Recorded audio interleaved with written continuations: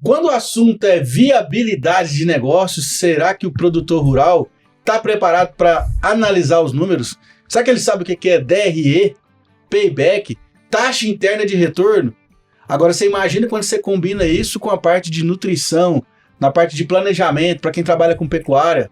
Enfim, a agricultura e pecuária são dois mundos distintos, porém coligados, dentro de um mesmo universo, onde as dificuldades são praticamente as mesmas.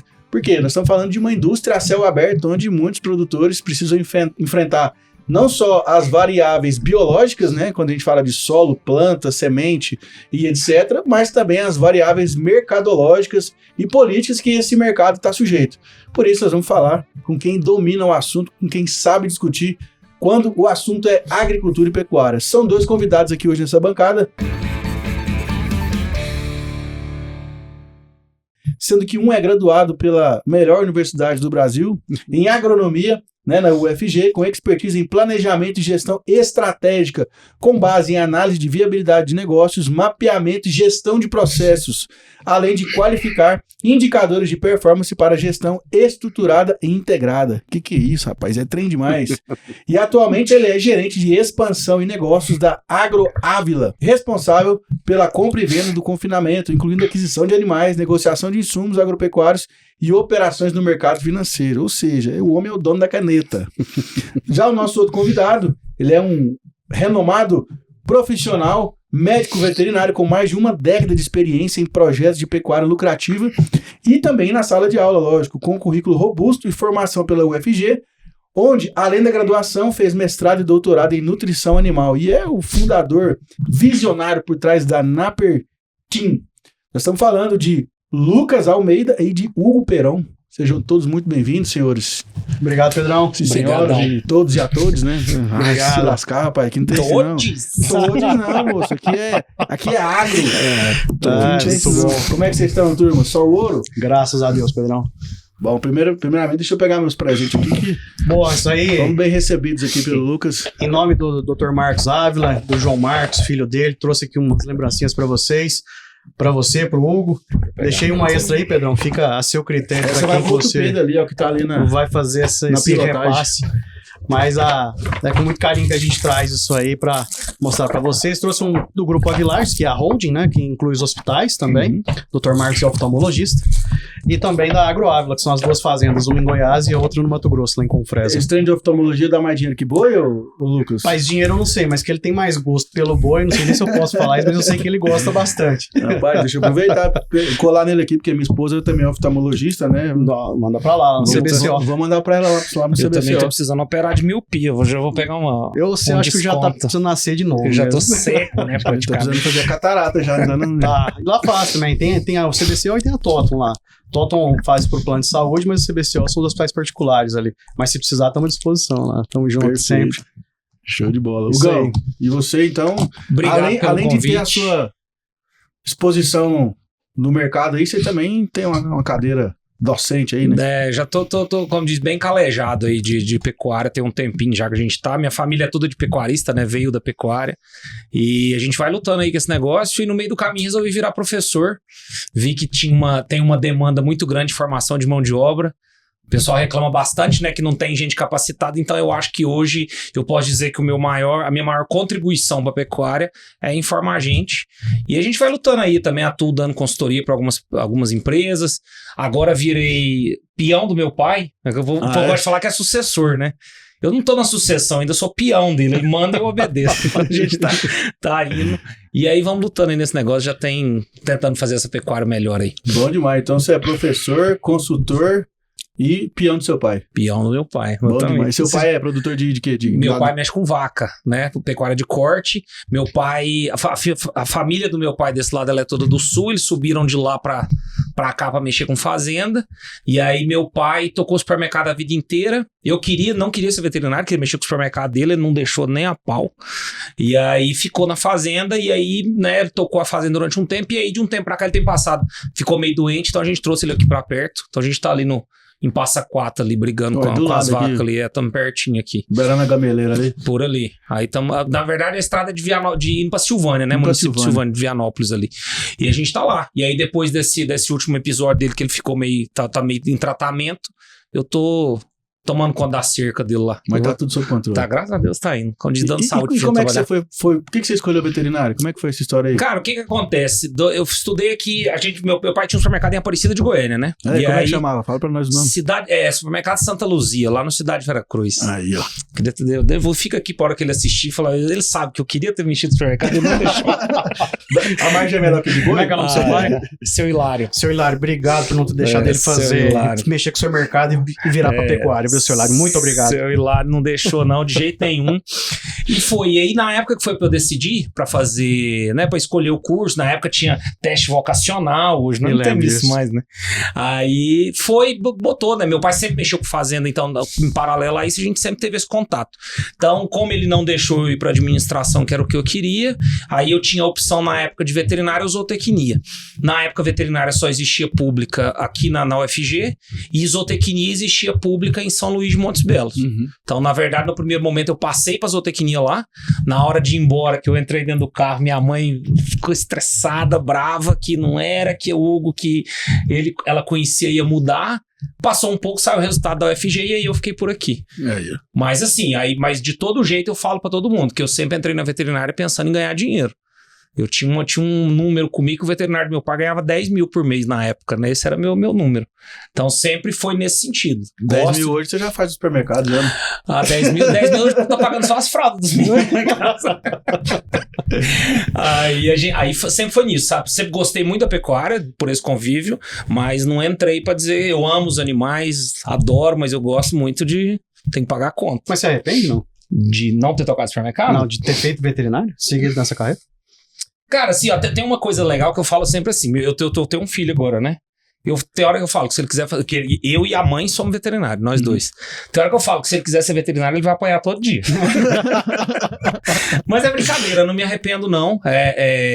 Eu vejo que, assim, dentro do caminho que eu segui, a veterinária me ajuda muito, tudo que eu tenho. Minha mulher, por exemplo, tem dia que ela fica brava que eu tô fedendo bosta, ou que eu falo, tudo que a gente tem veio da bosta, da vaca, então dinheiro. Não tem, mas não me arrependo. Talvez, assim, né, pensando, aí uma coisa, né?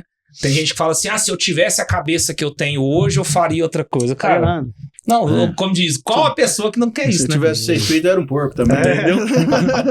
Então, assim, me arrepender, não. Eu sou bem realizado na profissão que eu escolhi. Legal. A gente tô feliz. Bom demais. E você, Lucas, como é que você foi parar na agronomia?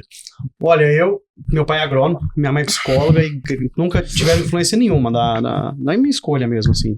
Sempre deixaram muito aberto. E eu pensei em quase fazer veterinário. Acho que foi o contrário, assim. Quase fui fazer veterinário.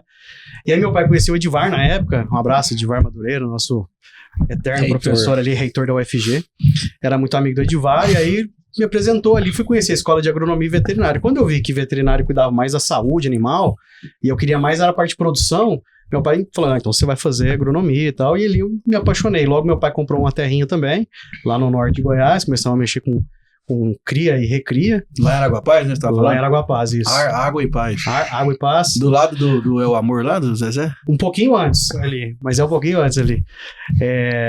Fica bem dentro indo pra Matrinchã, na verdade. E aí, me apaixonei naquilo ali. Vislumbrei, falei, não, é aqui que eu vou amarrar meu burrinho mesmo e seguir minha carreira.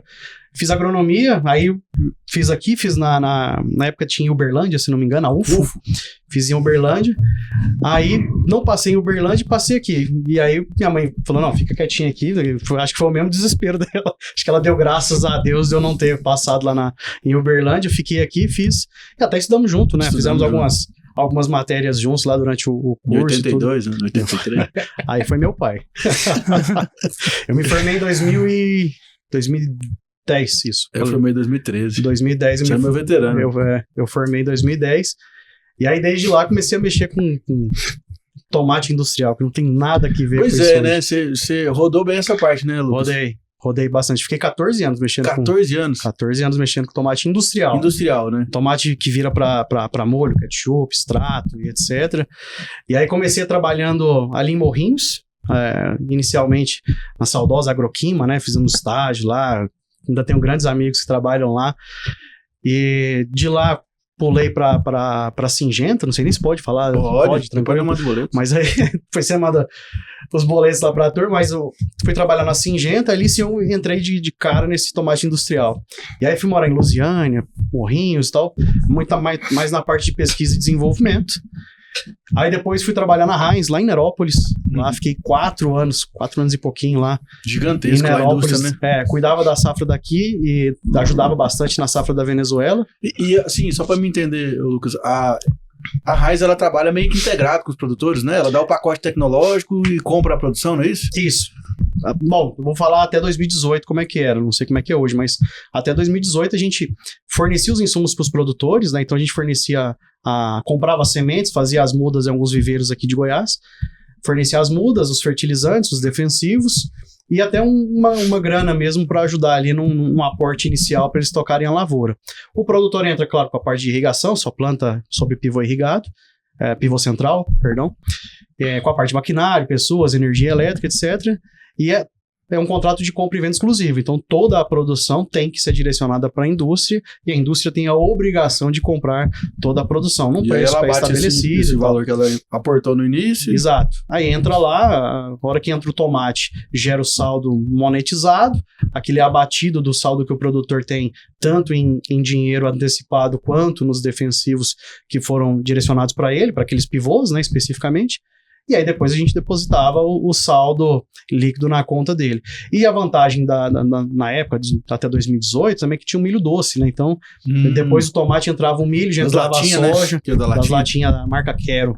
Acho que ainda continua, só na Quero. Não sei se eles compraram outras marcas, a Hammer, a Spice, BR Spice, se não me engano, estão crescendo bastante. Então não sei se mantém milho doce só lá, mas era uma estratégia agrícola muito boa, porque você já negociava com o produtor a safra dele inteira, né? Então, e o cara às vezes não precisava ir lá e levantar um custeio no banco, alguma coisa assim, né? Não, muito assim, muito mais para infraestrutura, né? Para a infraestrutura dele, sim. Às vezes teve projetos que a gente até financiou pivô, pra você ter ideia, assim, para produtores de longo prazo que ajudavam a gente, tanto fazia milho sobre milho, né? Às vezes deixava até de plantar soja, a gente até ajudou a financiar alguns pivôs centrais ali, porque estava expandindo. Na época a gente plantava 3.500 hectares de tomate e quase 10 mil de milho doce.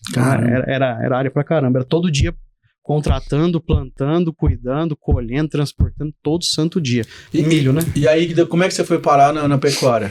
Que hoje é o que você faz, né? Hoje é o que eu faço. Quando foi 2022, me deu literalmente um negócio assim em mim que eu falei, eu preciso sair de uma zona de conforto, porque o tomate industrial, eu sou apaixonado pelo tomate, mas é um ramo muito pequeno ali, são sempre as mesmas pessoas, é muito afunilado, mas gira muito dinheiro. Os últimos números que eu peguei, só para dar referência para vocês, enquanto o custo de soja hoje deve estar aí na casa do quê? De uns 6, 7 mil reais o hectare, o tomate estava em 40 mil reais o hectare. É muita grana, muita grana. E quanto que faturava um hectare? Bom, vamos considerar aí que ele produz 100, 120 toneladas sei lá, 350 reais, né? A tonelada do tomate dá uma graninha, né? 360 mil. Dá uma graninha. Opa.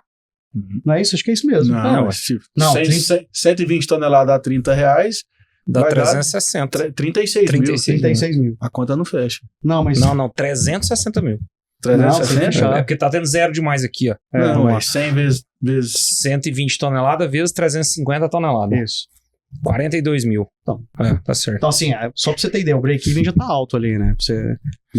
Não sei como é que tá hoje esse preço aí. Os 350 pode estar até defasado. Imagino que esteja. Com certeza. E... Do que nós estávamos falando mesmo? Aí, como é que você foi para a pecuária? Então, em 2022... Me deu um negócio, Pedrão, que eu falei, preciso movimentar, sair entre aspas, dessa zona de conforto que eu tava, assim, eu vi que eu tava estagnado. Conforto, né? Um negócio super de risco quando ele já masterizou todo o pacote tecnológico. Mas é que eu cheguei num patamar, assim, do jeito que eu tava, que eu não tava mais crescendo, assim, na minha carreira mesmo. E eu falei, cara, preciso dar um up aqui. E aí, comecei a mexer e tal, achei o AgroAvila ali numa postagem de LinkedIn. Me aproximei dos recrutadores na época. Por coincidência, o Dr. Marcos é médico da minha mãe, ainda é médico da minha mãe. E aí fomos aproximando e acabou que deu certo. Entrei em janeiro de 23 e tô lá até hoje. A gente tem agricultura, né?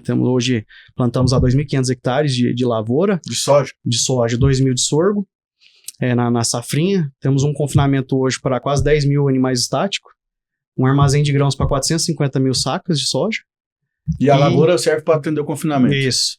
E hoje nós estamos com um projeto legal que todo o esterco nosso a gente enriquece com rocha fosfática e toda a nossa fonte de fósforo vai toda para a lavoura. Que massa. Esse é um projeto até bacana, até estamos começando a comercializar isso aí para alguns produtores, algum pouco de excedente que a gente tem. Um projeto bacana que a gente tem com a IFB, não sei se vocês conhecem ele, Danilo Parrodi, pessoa fantástica, muito amigo nosso. E aí a gente tá fazendo isso aí, essa integração lavoura e pecuária. Nossa ideia é realmente fazer o ciclo ali, o que era um passivo ambiental para nós no passado, de esterco, o Hugo sofreu muito com isso também. Que tinha que dar um fim, né? E para vocês é muito bom também, né? Os seus projetos ali de horta, imagino que seja fantástico, uma fonte de fósforo muito boa. Hoje, por exemplo, a gente está diminuindo nosso fósforo. Porque na camada de 0 a 20 ali, já fora que você pega os mapas de AP, tudo azul. A gente acompanha as áreas do Fernando ali, por exemplo, do confinamento, que trabalha com pó de rocha. Depois já não usa mais fosfato também, né?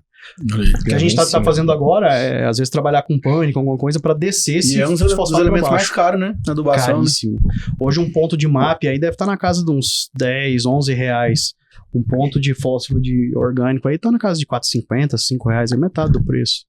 Né? Fora o que você leva de sustentabilidade. E fora os macro e micro que leva também, né? Porque também. Esterco e a liberação lenta também. Exato. E tô lá há 2 anos, tô feliz pra caramba ali, a turma é boa, o Hugo conhece, fica o convite, quero que você vá lá conhecer a fazenda, o confinamento lá. Onde qual município que é? Fica em Jandaia. Pertinho aqui, fica a 110 km, fica próximo da usina Denus ali, aquela usina de cana, indo pra Rio Verde. Né? Isso. Depois da Carlândia ali, 10 km, você entra à direita ali. Passou a passarela ali? Isso. Lá mesmo. Bem-vindo da Carlândia. É isso aí. Passou a antena da Denus ali, você pega a direita. E aí, Lucas, lá você é responsável pela compra, venda de gado, de insumos, você é o cara que comanda o confinamento. Não, na verdade a gente dividiu, Pedrão. Quando eu vim pra cá, a gente foi verticalizar a operação. O Dr. Marcos tinha uma parceria antiga ali, com um produtor da região, né? Continua muito amigo nosso, inclusive, e a gente foi verticalizar a operação. Então começamos ali a movimentar, a comprar as coisas, contratar o time, etc. Aí foi tomando o corpo, eu era gerente executivo, cuidava da parte de negócio, operação, cuidava de tudo ali.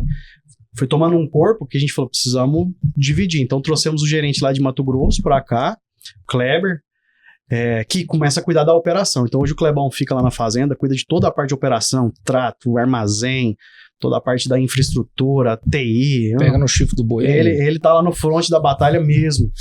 E aí eu voltei para Goiânia para ajudar o João Marques nessa parte de negócio. Então a gente estruturou, hoje eu sou gerente de negócios mesmo. Então a gente pensa na parte de expansão em arrendar fazendas, analisa a compra de fazendas também pra gente expandir a área. Você vai atrás de gado também para comprar? Vamos atrás de gado. Temos 2 compradores que vão lá na fazenda, a gente pega as ofertas, a gente analisa a viabilidade. Mas você dá o valor, né? Quais são os parâmetros que ele tem que ir para compra, né? Até onde ele pode ir. Hoje o WhatsApp é maravilhoso, né? Então a gente recebe ofertas de gado, então a gente analisa isso inicialmente dentro de casa mesmo, Pedrão. Então, eu já mostrei isso pro Hugo, tem uma estrutura de contas que a gente faz ali, onde eu pego aquele gado, analiso peso de entrada, analiso quais são os impostos que vão incidir, quantos dias de custo, toda aquela parte zootécnica. Aí eu olho no mercado financeiro, pô, se esse animal vai morrer lá em setembro, outubro, quanto que a bolsa está me rentabilizando ali, está me pagando ali naquele mercado, eu uso esse preço menos o diferencial de base, falo, então eu estimo que nós vamos vender a tanto. E volto para calibrar o preço que eu posso pagar para o produtor. Então eu faço a conta inversa. Mesma coisa na soja, né? Então lá, se eu fosse fazer um barter, era 119, 118, 117, que tá hoje, a mesma coisa a gente faz a conta inversa. Então eu posso investir até tanto na soja. Pecuária, mesma coisa, a gente leva na ponta da caneta ali. Então eu olho bolsa todo santo dia.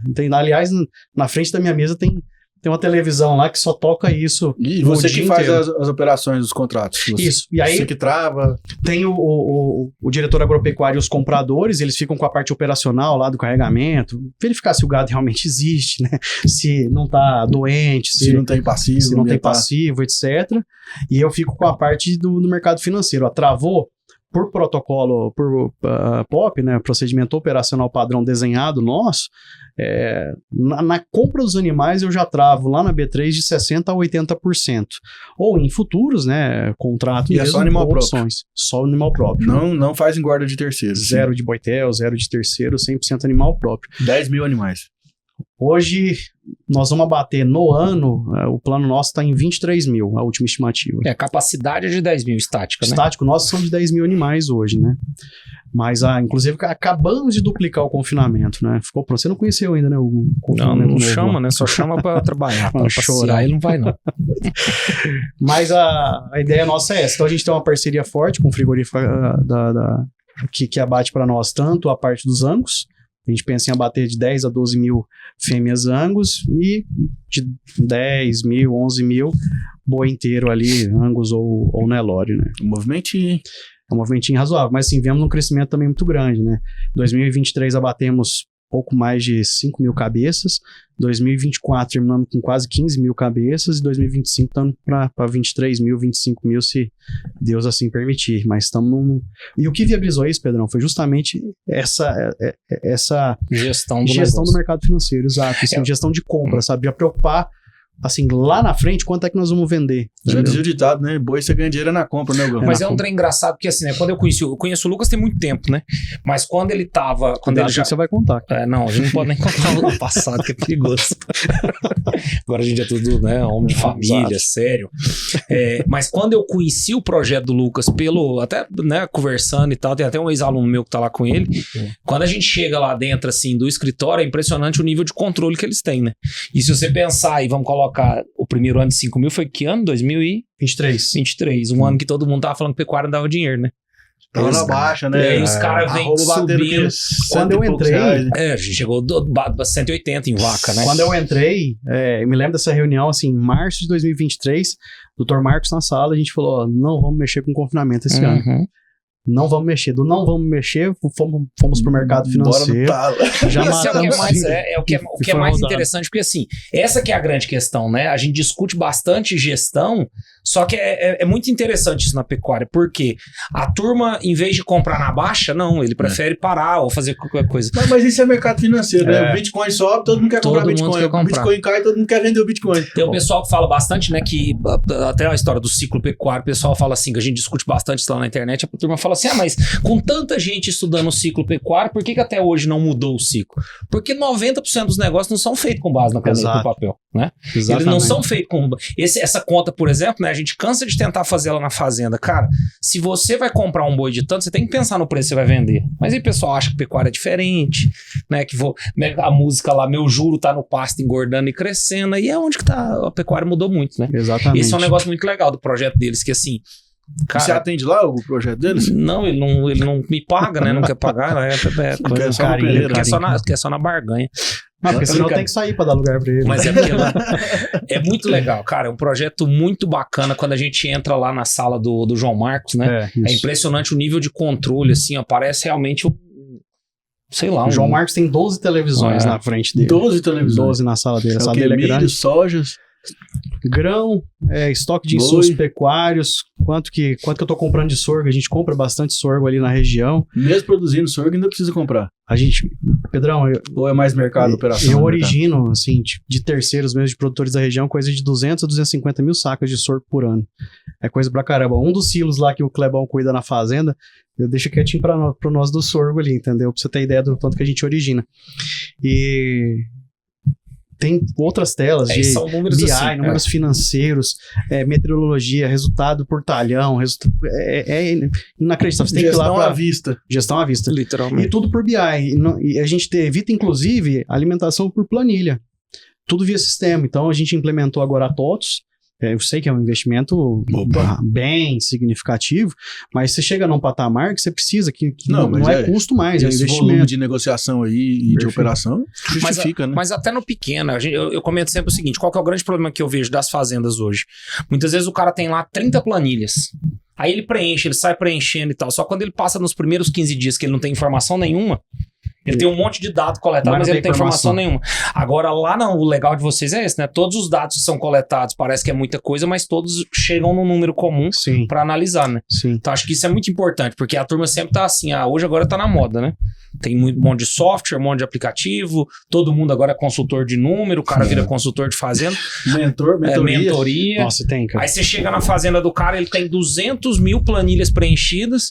Cara, o peão da fazenda, ele vai entender que aquilo ali, se não servir pra nada, pra que ele vai usar? E faz o que com esse tanto de coisa? Entendeu? Eu sempre comento bastante isso, que eu discuto isso com a turma. Se você tiver número na mão e você não souber interpretar, não resolve.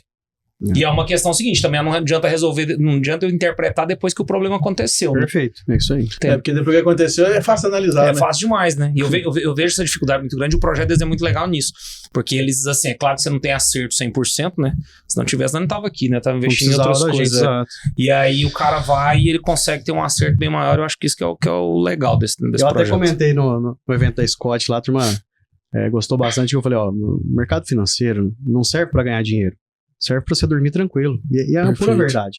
É entregar aquela rentabilidade que você combinou com seu sócio, com seu gestor, enfim, com o conselho de administração da empresa, ou até com seu pai, né, Hugo? Garantiu a rentabilidade da atividade. Garante aquilo ali. Tem um crescimento orgânico certinho, porque o produtor, via de regra, ele aguenta 3 altas, mas não aguenta uma baixa. Sai vendendo, já sai aquela loucura toda. E quando você entra no mercado financeiro, não vou dizer que é um caminho sem volta, mas você para de enxergar a foto e começa a enxergar o álbum de fotografias. Travou? Esquece. Vai dormir. É o seguro do carro, né? Se subiu, se não subiu, é lógico que existe um custo, um aporte, né? Não tem dinheiro, não tem almoço de graça. Você tem que ter alguém que entenda ali para te ajudar e verificar aquilo no dia a dia. Faz sentido quando você chega num determinado patamar. Mas foi literalmente o que virou o jogo para nós ali. Como eu falei, em março de 2022 a gente estava falando em cessar a atividade de pecuária, de confinamento especificamente, né? E hoje estamos em plena expansão ali ano contra ano. Mas de fato, assim, você tem que ter estômago também para ir pro mercado financeiro. Imagina que você também deve operar um pouquinho, você sofre um pouco com a gente ali. Mas é game changer. Não, lógico, né, cara? E, assim, e na sua visão, Lucas, o que você acha que é um patamar mínimo? Fala assim, eu tenho 200 cabeças, eu tenho 500 cabeças. O que você acha que é um produtor hoje que trabalha com pecuária de corte, que ele fala assim, que ele precisa hoje, que não dá para ele ficar sem essas ferramentas de mercado financeiro?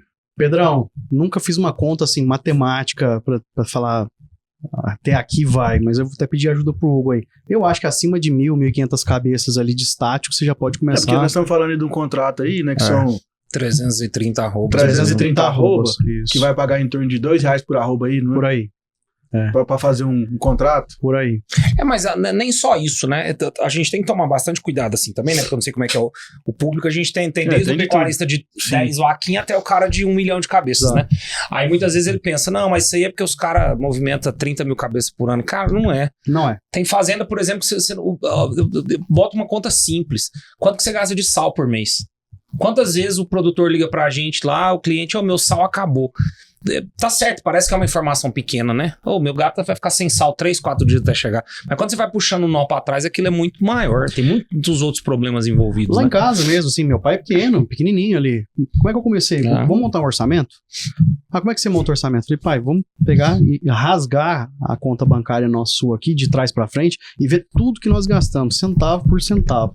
Quero saber o pãozinho que você comprou na padaria para dar o lanche para a turma da colheita, até a peça mais cara do nosso trator ali. Vamos fazer um orçamento? Começando ali, básico. Isso é simples. Aí eu falei, como é que vai ser ano que vem? Vamos fazer espelho desse ano aqui? Salvo essa linha. Aí você começa a descobrir que, acho que no meu pai foi 45% do nosso orçamento foi gasto com revisão de máquina. Eu falei, tá errado. Se a gente tá gastando isso tudo aqui, compensa a gente comprar a máquina. O senhor concorda? Máquina nova, joga essas velhas fora. Meu pai falou, Lucas, eu não sabia que eu tinha tanto dinheiro. Eu falei, pois escorre pelos dedos das mãos aqui. A gente não enxerga isso. No dia a dia, né, cara? Você não vai vendo. E aí, o que eu fiz com meu pai? Simples. Falei, fiz uma planilha pra ele, falei, só alimenta a planilha e automaticamente ele já vai criando os gráficos pra nós ali. Então, começa é básico, assim, é simples. E aí vai acostumando. Porque o que o Hugo falou é muito verdade. Eles começam não sei se ele começa a gostar demais, começam a criar planilhas demais, onde você vai ter um monte de dados, você não vai tirar informação nenhuma dali de dentro. Então, tira uma informação. 45% é extremamente alto. Vamos comprar um trator, vamos investir num drone, num pulverizador, enfim. Qual que é a dor? O restante, copia e tenta ir cortando. E uma coisa que eu vejo também, posso estar falando bobagem, é que Eu faço porque meu pai te ama, pai, mas é verdade. Eles gostam de estar ocupados e esquecem de ser eficientes. Carregar Eles as coisas. gostam de ir lá, passar na ferragista, comprar, trocar aquela ideia. Gosta de passar lá, buscar o salzinho dele. Não tô dizendo que tá errado. Mas isso, Tá isso é uma certo. coisa, né? Isso a pessoa tem que evoluir bastante, que eu sinto isso com meu pai agora, né? Porque meu pai é o cara, assim, é aquele o gauchão sistemático que tudo. E a gente tá tentando fazer isso até por uma obrigação, porque Sim. como eu tenho outros irmãos, tem que ter prestação de conta. Mas o que ele gosta? Ele gosta de estar no curral catirando, ele isso gosta aí. de ir lá ver, ele gosta de ir na venda. Meu pai gosta de arrumar cerca. Não é que ele não Tem tem. lógica. Não é que ele não tem que gostar. Se ele gostar tá tudo daquilo. certo. É igual eu falo, Sim. meu pai, ainda mais depois da doença dele, a terapia dele é a fazenda. Só que, ou se ele não vai fazer, ele tem que botar alguém pra fazer. Eu cito um exemplo assim, ó, várias fazendas, mas aconteceu comigo agora. Em janeiro a gente começou a atender uma fazenda, cheguei lá, 750 vacas mais ou menos. A gente fez o diagnóstico delas, sei lá, tinha dado 40% prenhez, sabe? Aí olhando pra turma, falou, turma, mas e aí, cadê esse bezerro aqui? Não, esse bezerro aí foi desmamado. Falei, que dia? Não, foi ano passado. Falei, quando?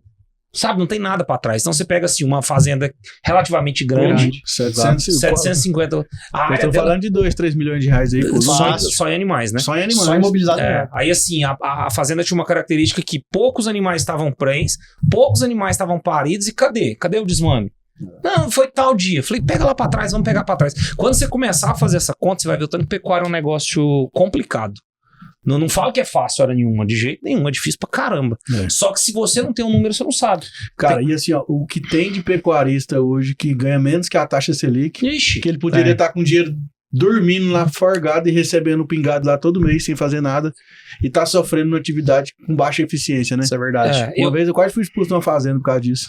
a gente Eu falei também... pro cara, vende tudo, moço, põe num CDBzinho aí. Eu comento sempre bastante isso, assim, ó, eu analiso muito o negócio pecuária, agro em geral, como dois negócios, né? O negócio da terra e o negócio produtivo. Porque quando a gente bota aquela conta... Lá em casa, a gente teve esse exemplo em casa. A valorização imobiliária da terra, ela é um negócio gigantesco. Então, é realmente, quando você faz a conta de... Mas a liquidez é outra também, É outra né? história. É outra Se eu vida. vender ela hoje... eu vou, por exemplo, vou botar uma terra aí de 400 mil reais o hectare, do 300 mil reais. Quanto em soja vai me pagar isso ao longo do tempo? O cara fala, não vou receber dinheiro nunca para trás. Se você analisar o cenário de hoje, não está incrementando produtividade nem nada. Mas você tem que entender que o negócio imobiliário é outra história. Você vai ficar rico com fazenda no dia que você vender ela. E o negócio produtivo tem que render. Inclusive, assim, a gente tem umas discussões boas aí com a turma da gestão, que a pecuária tem que dar não sei quantos % ao mês, tem que dar não sei quanto em cima do rebanho. Eu sei que a realidade é muito diferente, mas eu concordo 100% com você. Se o cara tá lá, a pecuária não entrega pelo menos 1% ao mês, ele tá brincando de fazendinha e vai quebrar. Não, ou então ele escolhe que aquilo é um hobby. Tá tudo certo também, exatamente, entendeu? tá certo. Tinha uma vez que eu atendi um empresário, cara. Eu trabalhei também muito tempo com pecuária, né? Principalmente nessas partes de software de gestão. E a gente atendia um empresário de dupla famosa aí, de cantor sertanejo. Famoso pra caramba aí, os caras. E aí a gente foi fazer os fechamentos lá. E a hora que ele olhou lá, falou assim, cara, mas é muito melhor eu fazer um show do que mexer com gado. Eu falei Sem assim, uai, dúvida. que Sem bom que dúvida. nós chegamos a essa conclusão, né? Sem dúvida.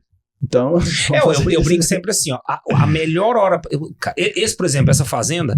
Como é que eles me chamaram lá? Eles herdaram a fazenda, veio um negócio, pegaram aquele trem tudo bagunçado, os caras mexem com outra coisa e me chamaram lá Isso pra é muito avaliar. comum também, né? Aí Demais. eu fui e fiz. A primeira reunião minha na segunda-feira com eles, então assim, os caras queriam fazer IATF, não tô falando mal, tô só falando do negócio, como é que foi. Sim, tecnicamente. Se vocês quiserem depois nos comentários botar quem foi aí, estiver assistindo. Então assim, eles queriam fazer IATF porque o ciclo pecuário tava virando, bezerro Angus, papapá, toda a história. Lindo, os caras meio que fizeram uma análise de mercado. Quando eu cheguei lá, eu falei, não é viável. O gado de vocês não tá bom, estrutura de curral não é boa, mineralização tá ruim, tinha pasto sobrando na fazenda com gado magro. Então assim, vocês estão querendo, beleza, você quer vender o melhor animal, que vai vender bem, caro. Só que sua estrutura tá toda errada. Fazer a tarefa de casa primeiro, né? E eu falei pra eles, que ótimo que a gente descobriu isso agora. Porque já pensou se a gente pega e insemina esse gado e dá 30% de prenhez? Aí vocês iam falar de quê? Não, o veterinário não vale nada. Ou pior, pecuária não dá dinheiro, que é o que muita gente fala. E aí a culpa é sempre do consultor, Sempre né? do consultor. O cara lá não sabe nada, não veio aqui e falou... Eu lembro que, e assim, cara, esse negócio foi muito engraçado, porque assim, a gente teve até um problema com o peão lá, um peão de 50 anos dentro da fazenda, o cara bem daquele modelo antigo mesmo, sabe? E o Lucas me conhece, eu pra brigar com os outros é só se o cara me bater na minha cara, quase.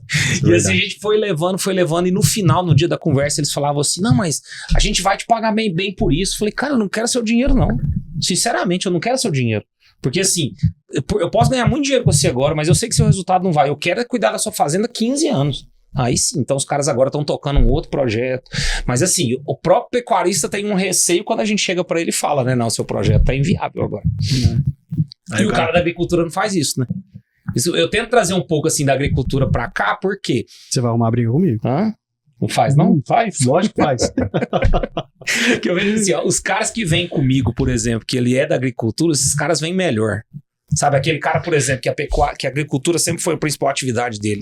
E agora ele vem pra pecuária, ele vem melhor. Você acha? Ele já sabe pelo menos fazer um custo de produção, entendeu? Entendi. Essas coisas vão envolvendo. Mas é porque a agricultura é bem mais risco Bem também. mais E o cara, assim, a pecuária, digamos que ela aceita mais desafio. Eu falo bastante Aí os isso. caras vão ficar bravos comigo aqui, né? eu falo isso. Mas é verdade. Esses bagaços nos comentários aí. Eu falo isso. Mas- A pecuária o cara aguenta 3, 4 anos ruim. A soja não.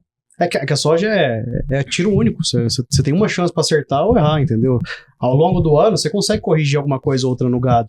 Pega um preço melhor, acontece ali, você leva no leilão, enfim. Dá pra... Você tem manobra que você consegue fazer. Na agricultura, não. Cerrou o 30 do 4, chega mesmo, entendeu? Então, realmente, você pega um pessoal mais estruturado. Por isso que fala, é muito mais fácil um agricultor virar pecuarista do que o inverso. Sem dúvida. Os caras arrumam de vez em quando. Eu tô numa região de lavoura muito forte, né? Ali, Urutaí, Pameri. E eu sempre, quando eu passo, eu vejo uma área, por exemplo, de palhada sem usar, eu falo, cara, que desperdício no mundo, né? E aí, quando o cara... Aí, antigamente, o povo ficava bravo, né? Ficava bravo, porque tinha toda a história de compactação, não sei como é que é. Vocês dois são os agrônomos, vão falar. Mas o cara, quando ele começa a entender, ele passa a ter mais uma safra, né? Demais, entendeu? A gente tenta fazer isso aqui nos projetos, os caras falam, mas como é que dá tanto dinheiro assim? Não é muito dinheiro, mas você gira um negócio bom, né? Então, às vezes a soja tá ruim, o milho dá uma compensada, depois vem um boi ali dentro, uma compra bem feita, você consegue ajustar bem. É o não colocar todos os ovos numa cesta só, né? Exatamente. E atividade, o agro é muito isso, né? Você não pode ficar preso numa só atividade, né? Demais. O pasto tá ruim, vai pro confinamento, o confinamento tá ruim, vai pra lavoura, a lavoura tá ruim, vai pro pivô, né? E aí vai girando, né, Lucas? É o que a gente faz lá, inclusive. Então, assim, tem hora que a soja vai estar boa, tem hora que o boi vai estar melhor. E vocês ainda têm um armazém, vocês ainda têm fábrica de ração. Então, assim, vocês verticalizaram a operação, né? Isso. Hoje, assim, vai falar de compra de insumo, vocês compram insumo pra plantar. Quando você falar pro confinamento, vocês não compram nada pro confinamento. Não, na verdade, a gente compra ainda, além do sorgo, a gente compra algodão, uma torta de algodão ali, mas sim, mas passa sem. Frente, não, a gente se vira. Sim. Por exemplo, estamos colocando agora um projeto recente, não sei nem se o João Marcos vai brigar comigo, mas vamos colocar uma extrusora de soja lá na fazenda. Vamos começar a fazer farelo e óleo de soja. Acho que essa fábrica começa a rodar em julho desse ano já, o projeto está bem encaminhado, as peças já estão montadas, fechamos ela em novembro do ano passado. E fazer óleo de soja para o mercado varejo mesmo? Óleo de soja degomado mesmo, vender aí pro mercado, assim, não temos contrato nenhum, né? Vai quebrar a Comigo da vida aí. Quem me dera. A Comigo, inclusive, está montando uma estrutura gigantesca em Palmeiras de Goiás. Nossa, lá agora, senhora, né? Não sei, acho que 2 bi de investimento. Então é mais fácil eles abraçar nós. Né? Essa é de quê? De óleo? É. Cara, eu tava óleo, farelo de soja, eles vão cobrar a capacidade deles. Esse dia eu entrevistei um cara aqui de Palmeiras que ele falou assim, que o povo ainda não entendeu que caiu um cometa lá em Palmeiras, que tem nego lá que tá comprando lote lá e construindo casa por rumo do vento, que a hora que esse trem estourar, começar lá, meu amigo, não vai ter espaço pra ninguém lá, não. E olha, eu conheci a estrutura deles lá de Rio Verde, já é fantástica. Nossa, eu imagino quando eles montarem uma 0 quilômetro ali em Palmeiras de Goiás, o que não vai ser. Os caras entraram pra literalmente abraçar esse mercado. Não, e você passa lá, é 24 horas a máquina trabalhando lá. Segunda a segunda. O nosso farelo é um pouquinho diferente. Deles é com base química, né? Extração química lá do Exxon. Mas você vai usar ele também no próprio dieta, né? Não, nosso vai usar no dieta. Mas a ideia é comercial mesmo. É fornecer farelo de soja, uma proteína, que eles chamam de farelo gordo, né? Uma proteína um pouco mais alta ali, 44%, 46%, 47%. Com extrato etéreo um pouco maior. Mas atende corte, leite, ovino, ave, suíno. Tudo.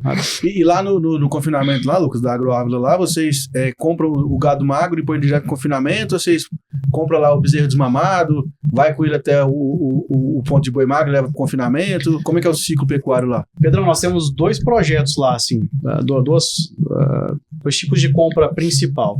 A gente compra o garrote Nelore magro, né, ali de 11 até 14 arrobas. No ponto ali. Coloca ele no confinamento, fica ali 15, 20 dias em adaptação. E aí a gente coloca ali 110 dias, 120 dias de coxo e entrega ele gordo ali com 23, 24 arrobas. Caramba. Lá no... De 12 para 23, 10, 11 arroba ali. Nosso GMD hoje tá muito bom. O Hugo tá aqui pra não me deixar mentir, mas nosso GMD é bem alto. Graças a Deus. 2,400? Não, tá dando 1,85. 1,85. Um GMD assim, razoável. Nossa. A gente tá migrando agora para começar a calibrar GDC, né, e eficiência biológica. Mas também estão bem satisfatórios nossos resultados, graças a Deus. Então tem esse projeto, a gente compra o garrote macro e tem das Angus, né? Então a gente compra as fêmeas Angus, a desmame e já coloca direto no confinamento. Fica de 180 até 220 dias no coxo direto e aí entrega ela ali com 17, 18 arrobas pro confinamento. E aí, Cota Hilton, Sisbov da vida, esses... Entra naquele contrato lá de bonificação e tal. Tem que ter, né? Porque um gadão... Tem que ter. Assim, inclusive tem um frigorífico muito forte aí também que tá vindo comprando de mamana caducana agora aí, sabe? Mas voltou essa busca pela Angus, né? Tinha, acho que 2021 ou 22, acho que eles pararam.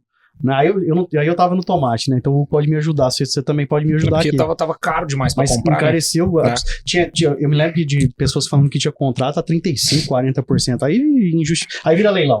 A gente chegou a vender bezerro nessa categoria de 16 conto o quilo. Pois é. Então você pensa, 480 conto a arroba dela.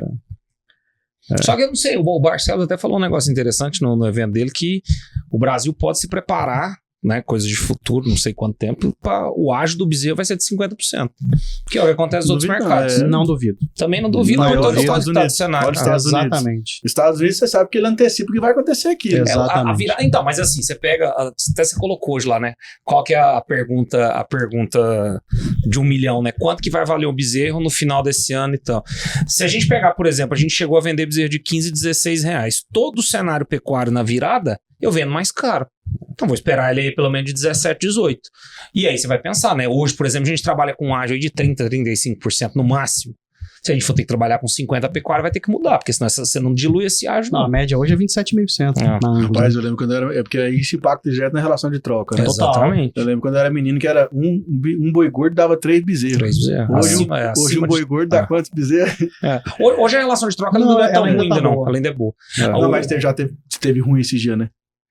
Nessa época aí, ó, que você tava... O que aconteceu, por exemplo, ano passado, que a gente... Isso é uma coisa que o pecuarista precisa muito avaliar. Beleza, eu vendia vaca de 180 conto, beleza, mas você comprava um bezerro de 900 reais. Então, essa é a relação de troca nesse momento e tal. Mas, assim, né, a turma mostra que relações de troca acima de 2,3, 2,4, elas dão dinheiro. Agora, a questão é se você tá preparado para pagar 50% a mais no ágio, né? Então, hoje tá mais ou menos isso aí, 2,3, 2,5. Hoje é isso, entendeu? Que é assim, vamos dizer que é o piso, né? É o piso. E você gosta mais de quê, Lucas? Recria ou engorda? De dinheiro. Gosto de Campari. Eu também. Paeirinho não, mas eu confesso que eu me apaixonei pela pecuária, né? Vem da agricultura, mas me apaixonei pela pecuária. É um mercado muito dinâmico, né? Demais, assim, e muda. Você tava falando com mais cedo aqui, tem consultoria já falando que de bezerra a R$21 aqui em Goiás, R$21 o quilo. Meu amigo, brincadeira vai ficar brava daqui uns dias pra gente. Então, esses desafios diários, isso aí motiva demais a gente, né? Soja, não sei se é porque a gente já acostumou também, mas não vou dizer que é parado, mas é mais calibrado, mas você já fecha o KCL, já coloca a relação de troca, vende no físico, trava um Chicago, um dólar, é mais tranquilo. O negócio é que a pecuária você trabalha o ano inteiro, você trabalha o ano inteiro e é bravo. Quem que soltou uma dessa pra mim esses dias? O cara soltou lá no Instagram pra mim lá, falou assim, mexer com pecuária é difícil demais, que pecuária é o ano inteiro, agricultura é só 3 meses do ano. Eu falei, cara, você tá plantando aonde? Você tá plantando o quê, né? Porque o cara só pensa no trabalho, ele esquece, né, de todo o planejamento e tudo, né? Porque esse é um negócio muito legal que eu acho da agricultura. O cara trabalha muito, claro, né? Durante a safra e a segunda safra. Mas grande parte do tempo, muitas vezes, ele trabalha planejando. E o pecuarista, muitas vezes, ele não quer planejar. Exatamente. O negócio que você pega agora, nessa época de julho a setembro, que aí, por exemplo, eu já fui do mercado corporativo de revenda e multinacional, essa época você não tem nada pra fazer. Até agosto pode tirar férias, né? Até agosto pode tirar férias, porque o ano da agricultura e da pecuária ele é descasado. Exatamente. Né? Então, a agricultura começa ali em outubro e vai até junho. E daí pra frente ali... Mas aí você tem que planejar, né? Não, aí você tem que planejar. Compra. Mas só que você vai fazendo isso tudo meio que ao mesmo tempo, né? Isso, vai. Então você pode ver que os produtores sempre vai tirar férias julho e agosto. Voltando lá, uma coisa que eu mudamos lá em casa também, além do orçamento, foi começar a olhar chuva, cara. Assim, coisa básica, que meu pai, por exemplo, media muito pouco. Ele media, mas ele não lembrava, assim, não, vamos começar a anotar, fazer histórico. E pra você ter ideia, nós estamos plantando gergelim no Vale do Araguaia hoje. A safrinha, plantamos soja, graças a Deus foi muito bem. Bônus. Fizemos 790 lá. Tinha um pedacinho de Olimpo, podia ter sido o contrário, né? O Olimpo foi bem demais esse ano, mas plantando 790 lá, foi bem, graças a Deus. Você vê, no Vale do Araguaia, posso abrir? Vale do Araguaia a gente produziu 69 sacos, limpo, olha seco. Aí, cara. Segundo ano. E área nova, né? Não é área antiga. Segundo ano de área lá. Lá em casa, graças a Deus, é uma terra pequena, mas é uma argila bacana. E agora colocamos gergelim lá, entendeu? Quem que imaginava que ia ter safrinha no Vale do Araguaia, na Quinta de Araguapaz ali, entendeu? E assim, por quê? Começamos a otimizar o processo. Vamos olhar. A gente antecedeu um pouco, pagamos um pouco de multa ali por umidade para colher, mas ganhamos em chuva, entendeu? Hoje, graças a Deus. Tá bom de chuva, hein? Maravilhoso, entendeu? Choveu anteontem. Pois é. Em Araguapaz, 35 milímetros. 35 milímetros. Pra esse ano tá maravilhoso. Ar, água e paz. Graças a Deus. Mas em compensação, 2024, perdi até barba por conta de falta a barba de ficou até branca lá, a barba dele? Não. Pra nós ali a chuva já mingou já. Aqui em Goiânia, eu acho que ralhou semana passada. Cara, a chuva tá tão engraçada. Esse nas áreas de Hidrolândia ali mesmo, dia que a gente tava lá, aqui em Goiânia, o pau caindo de chuva e tal, que trem. Liguei pro Juliano e falou, não choveu um pingo na roça. Se tivesse chovido aqui, tanto choveu em Goiânia, minhas roças eram mais bonitas de Hidrolândia. Ali Nova Fátima, ali, aquele canto, parece que tem uma cabeça de burro enterrada ali. Alguma coisa ali. A chuva corta ali pelos dois lados, mas não cai ali no meio. Urutaí ali pra Meri também esse ano o negócio vai apertar. Ano passado, né, 2025, 24 foi melhorzinho um pouco, choveu bastante. Agora 25 tá uma tragédia. É pra Meri que tem um cara que tem um Boeing lá na fazenda? Não, é em Urutaí. Urutaí é famoso por duas coisas. Ele tem um Boeing na fazenda. Na rodovia lá, você vê um Boeing lá no meio da fazenda. Doutor Ailton é companheirão nosso lá, bebedor de cerveja junto com a gente. Tem um Boeing dentro da fazenda. Sabia dessa, não? Urutaí é conhecido por duas coisas, né? Pelo Boeing e pelo Instituto. Aí você passa a ver o Boeing. Eu passo e ele falei assim, rapaz, aquele fazendeiro ali é rico. Ali o cara tem um Boeing. Mas é só a carcaçona dele, né? É só a estrutura. A ideia dele acho que é fazer um restaurante, alguma coisa assim que ele quer botar lá em cima. Mas é legal aquela estrutura. Fazenda bacana. Moçada, gratidão vocês aí, mas o nosso tempo acabou. Estamos juntos. Infelizmente. Foi um papo excelente, muito agradável, né? E se vocês quiserem fazer as considerações finais, tamo junto. Vai lá, professor. Deixa você primeiro os mais velhos. Vou agradecer, Pedrão, pela oportunidade. A gente tem um projeto bacana, deixo o convite para você. Quem quiser conhecer também, entre em contato com a gente pelas redes sociais, @agroávila, Grupo Avilages.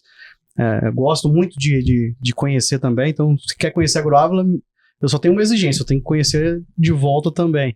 Mas as portas estão abertas e a gente está com um projeto realmente muito bacana, com um projeto de expansão pleno, né, capitaneado pelo Dr. Marcos e pelo João Marcos.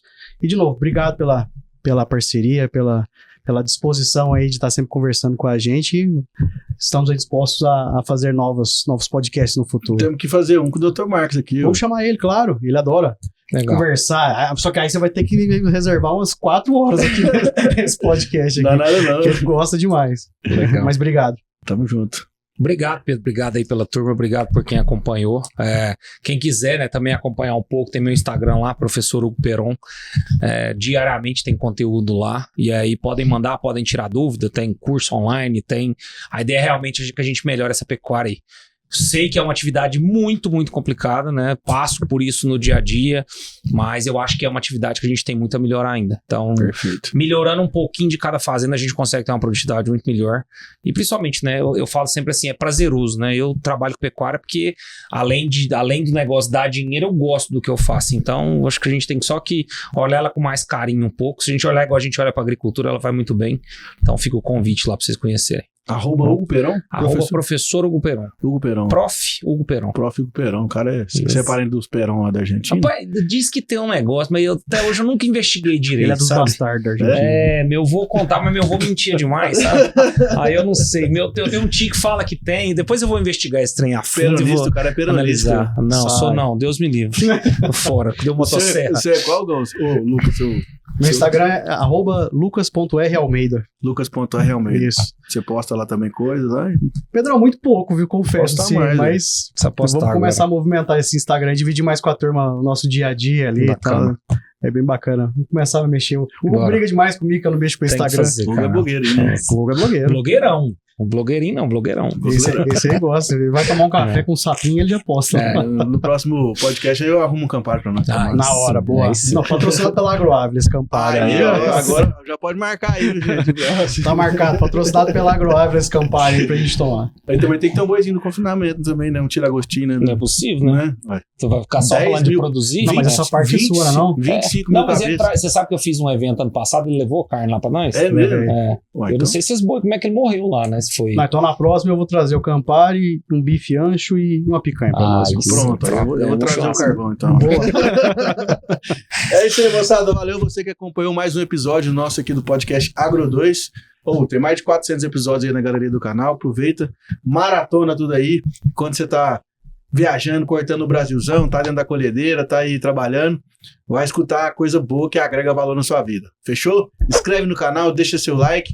E se você quiser saber tudo o que acontece no Brasil, no agro e no mundo, é só acessar www.agro2.com.br. Fechou? Tamo junto, até a próxima. Tchau, tchau.